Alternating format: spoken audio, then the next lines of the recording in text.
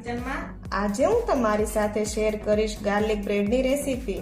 તો રેસ્ટોરન્ટમાં મળે એવી ગાર્લિક બ્રેડને તમે ખૂબ જ ઓછા સમયમાં અને ખૂબ જ આસાનીથી ઘરે બનાવી શકો છો। તો ચાલો રેસીપી શરૂ કરીએ। તો હવે સૌથી પહેલા આપણે ગાર્લિક બ્રેડ બનાવવા માટે ગાર્લિક બટર તૈયાર કરીશું। તો તેના માટે મેં અહીંયા 2 ચમચી જેટલું અમૂલનું સોલ્ટેડ બટર લીધું છે। તો અહીંયા ખાસ તમારે ગેસની ફ્લેમને સ્લો રાખવાની। તો જો તમને એવું લાગે કે બટર બળે છે તો તમારે બટરની સાથે થોડું તેલ એડ કરવાનું, એટલે બટર બળશે નહીં અને ખૂબ જ સરસ તમારું ગાર્લિક બટર તૈયાર થશે।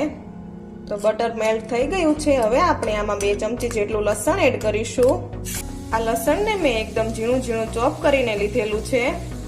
અહીંયા ખાસ તમારે લસણની પેસ્ટ નથી બનાવવાની, તમારે લસણને ઝીણું ઝીણું ચોપ કરવાનું છે, જેનાથી ગાર્લિક બ્રેડનો ટેસ્ટ ખૂબ જ સરસ લાગશે। હવે આપણે આમાં ચપટી જેટલું મીઠું ઉમેરીશું। હવે આપણે બટર સાથે લસણને ખૂબ જ સારી રીતે સાતળી લઈશું।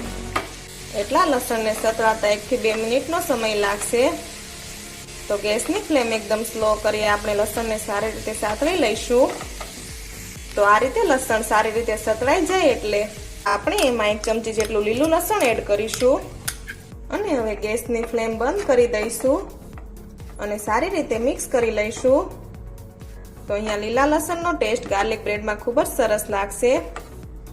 તમારે અહીંયા મિક્સઅપ ઉમેરવા હોય તો એ પણ ઉમેરી શકાય।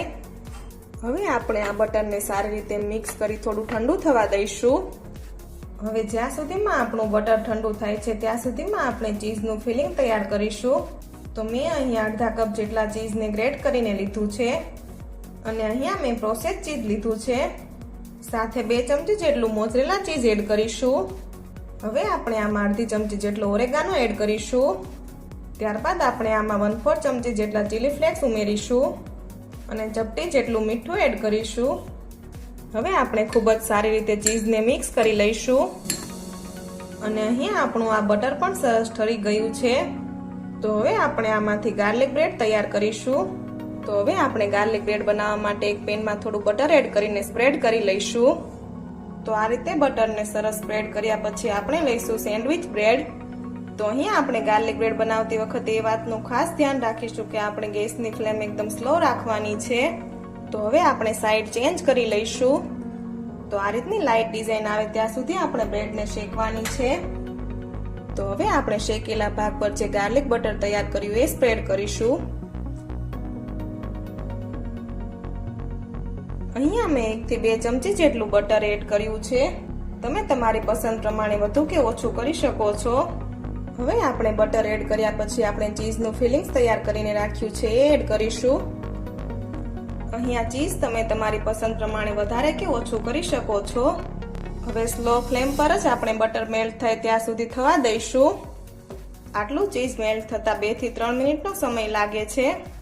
તો 2 મિનિટ પછી તમે જોઈ શકો છો કે આપણું ચીઝ એકદમ સારી રીતે મેલ્ટ થઈ ગયું છે। તો આ ગાર્લિક બ્રેડ ખાવા માટે બિલકુલ તૈયાર છે। તો હવે આપણે એને એક પ્લેટમાં લઈ લઈશું। તો આપણે બિલકુલ આ જ પ્રમાણે બાકીની બધી ગાર્લિક બ્રેડ બનાવી તૈયાર કરી લઈશું। તો હવે આપણે ગાર્લિક બ્રેડને કટ કરી સર્વિંગ પ્લેટમાં લઈ લઈશું। તો તમે જોઈ શકો છો કે એકદમ રેસ્ટોરન્ટ જેવી આપણી ગાર્લિક બ્રેડ બિલકુલ તૈયાર છે અને આને બનાવવી ખૂબ જ આસાન છે। તો તમે આ રીતથી આ ગાર્લિક બ્રેડને એકવાર જરૂરથી ટ્રાય કરજો। તો તમને મારી આજની રેસીપી ગમી હોય તો કોમેન્ટ કરી જરૂરથી જણાવજો, સાથે મારા વિડીયોને લાઈક અને શેર કરજો અને મારી ચેનલને સબસ્ક્રાઇબ કરવાનું ના ભૂલશો। Thank you for watching.